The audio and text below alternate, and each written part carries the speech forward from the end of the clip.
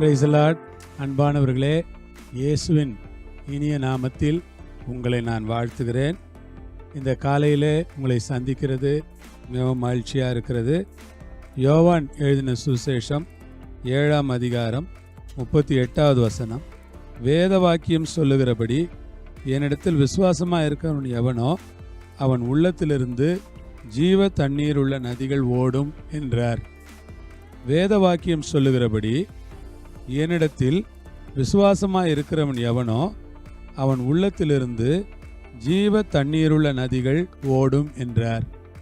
ஆம் பிரியமானவர்களே, வேத வாக்கியம் சொல்லுகிறபடி என்று இயேசு குறிப்பிடுகிறார். வேத வாக்கியம் என்ன சொல்லுகிறது என்றால், மாம்சமான யாவர் மேலும் என் ஆவியை ஊற்றுவேன். கடைசி நாட்களில் மாம்சமான யாவர் மேலும் என் ஆவியை ஊற்றுவேன் என்பது வேத வாக்கியம். அது மாத்திரமல்ல, ஆண்டவரை விசுவாசிக்கிறவர்களுடைய உள்ளம், அந்த பாருங்க, என்னிடத்தில் விசுவாசமாக இருக்கிறவன் எவனோ, அது சொல்றாரு, என்னிடத்துல விசுவாசமாக இருக்கிறவன் எவனோ, சாதாரணமானவன் இல்லை, அவர் பேரில் விசுவாசமாக இருக்கிறவன், அவரை விசுவாசிக்கிறவன், அவரை முழு இருதயத்தோட விசுவாசிக்கிறதான ஒரு மனுஷன். அந்த விசுவாசிக்கிறவன் எவனோ அவன் உள்ளத்திலிருந்து ஜீவ தண்ணீருள்ள நதிகள் ஓடும் என்கிறார். விசுவாசிக்கிறவனுடைய உள்ளத்திலிருந்து ஜீவ தண்ணீருள்ள நதிகள் ஓடுவதாக இயேசு வாக்களிக்கிறார்.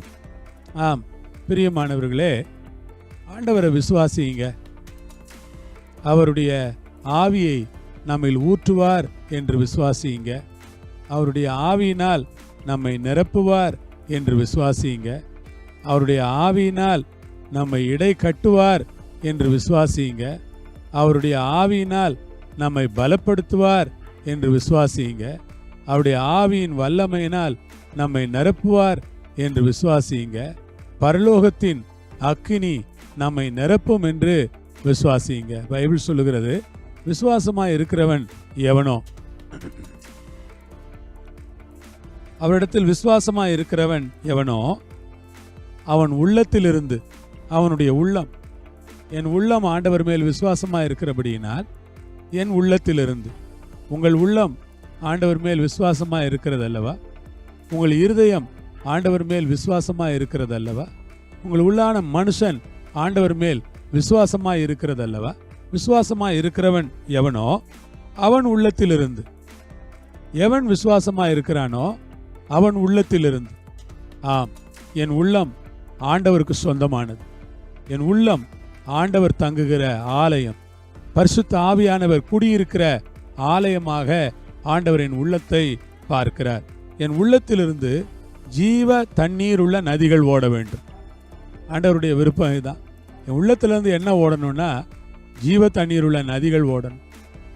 ஜீவ தண்ணீர் உள்ள நதிகள் என் உள்ளத்திலிருந்து ஓடுனா ஆண்டவருக்கு ரொம்ப சந்தோஷமா இருக்கும். பிரியமானவர்களே, நம்முடைய உள்ளத்திலிருந்து ஜீவ தண்ணீர் உள்ள நதிகள் ஓடட்டும். பிரியமானவர்களே, நம்முடைய உள்ளத்திலிருந்து பரிசுத்த ஆவியினுடைய தண்ணீர் நதியாய் பாய்ந்து ஓடட்டும். ஆம் பிரியமானவர்களே, நம்முடைய உள்ளம் இருக்கிறதே, அது பரிசுத்த ஆவியானவர் தங்குகிற ஆலயமாய் இருக்கட்டும். நம்முடைய உள்ளத்திலிருந்து ஜீவ தண்ணீர் உள்ள நதிகள் புறப்பட்டு ஓடட்டும். அன்றைக்கு எசேக்கியேல்ல ஆலயத்திலிருந்து நதி புறப்பட்டு ஓடின போது அது போன இடங்களெல்லாம் செழிப்பானது. அது பாய்ந்த இடங்களிலெல்லாம் செழிப்பு வந்தது. அங்கே திரளான மீன்கள் உற்பத்தி ஆயிற்று. ஆம், இந்த நதி இருக்குமானால், உங்களுக்குள்ள இந்த நதி ஓடுமானால், ஏராளம் ஜனங்கள் ஆண்டவரை ஏற்றுக்கொள்வார்கள். ஏராளமான மக்கள் ரட்சிக்கப்படுவார்கள். ஆம், மீன்கள் மக்களை, ரட்சிக்கப்படுகிற மக்களைத்தான் காட்டுகிறது. ஆண்டவர் வல்லமையாய் கிரியை செய்ய போகிறார் இந்த நாட்கள்ல. அதற்குத்தான் ஆண்டவர் அபிஷேகத்தை இந்த நாட்கள்ல கேட்கிற எல்லார் மேலும் ஊற்றி கொண்டிருக்கிறார். எவ்வளவுக்கு எவ்வளவு ஆண்டவர் அபிஷேகத்தை ஊற்றுகிறாரோ அவ்வளவுக்கு அவ்வளவு ஆண்டவருடைய கிரியைகள் பலமாயிருக்க போறது என்று அர்த்தம். கர்த்தர் தம்முடைய அபிஷேகத்தை இன்னும் வல்லமையாய் ஊற்றி தம்முடைய ஆவியினால் உங்களை நிறைத்து உங்களை வழிநடத்தட்டும் என்று உங்களை உற்சாகப்படுத்துகிறேன். உங்கள் உள்ளத்திலிருந்து ஜீவ தண்ணீர் உள்ள நதிகள் ஓடும் போது ஆண்டவருக்கு ஸ்தோத்திரம். இந்த நதிகள் ஓடும்போது அது ஒரு பெரிய மகிமையான காரியத்தை செய்கிறது. ஜீவ தண்ணீர் உள்ள நதிகள் ஓடுமா? ஆமேன், கர்த்தருக்கு ஸ்தோத்திரம். அப்படி ஒரு நதி ஓடும்போது பாருங்க என்ன நடக்கிறது, அங்கே மீன்கள் உருவாகிறது, இரு கரைகளிலும் மரங்கள் இருக்கிறது என்று நாம் எசேக்கியேல்ல படிக்கிறோம். அந்த மரங்களின் கனிகள் மாதந்தோறும் அது புது கனிகளை கொடுக்கிறது. எந்த மரமாவது மாதந்தோறும் புது கனிகளை கொடுக்குமா? விசுவாசிகளே, ஆம், பரிசுத்த ஆவியின் நதியில இருக்கிற மரங்கள் புது கனிகளை கொடுக்கிற மரங்கள். நீங்களும் நானும் புதிய புதிய கனிகளை கொடுக்கிற மரங்களாய் இருப்பதற்கு இயேசு கிறிஸ்துவால் தெரிந்தெடுக்கப்பட்டு அபிஷேகிக்கப்பட்டிருக்கிறோம். அதற்காக ஆண்டவரை நான் ஸ்தோத்திரிக்கிறேன். அது மாத்திரமல்ல, அல்லேலூயா, அங்கே அந்த இலைகள் அவிழ்தத்திற்குமானவைகள். அந்த மரத்தில் இருக்கிற இலைகள் நோயை குணமாக்கும். விசுவாசிகளே, பரிசுத்தாவின் அபிஷேகத்தோடு வாழ்ந்து கொண்டிருக்கிற தேவனுடைய பிள்ளைகளே, நீங்களும் நானும் இந்த உலகத்தின் மக்களின் நோய்களை குணமாக்குவதற்காக தேவனால் தெரிந்து கொள்ளப்பட்ட ஒரு பாத்திரமாய் இருக்கிறோம் என்பதை நான் அறிந்திருக்கிறேன். அதற்காக தேவனை ஸ்தோத்திரிக்கிறேன். ஆண்டவருக்கு நன்றி. இந்த வேளையில ஆண்டவருடைய கரங்களிலே நாம் ஒப்பு கொடுக்கலாம், ஸ்தோத்திரித்து ஜெபிக்கலாம். பிதாவே, உம்முடைய கரங்களில் எங்களை ஒப்பு கொடுக்கிறோம். ஆம் கர்த்தாவே, வேத வாக்கியம் சொல்லுகிறபடி உம்மிடத்தில் விசுவாசமாய் இருக்கிறவனுடைய உள்ளத்திலிருந்து ஜீவ தண்ணீருள்ள நதிகள் ஓடுகிறதற்காய் ஸ்தோத்திரம்.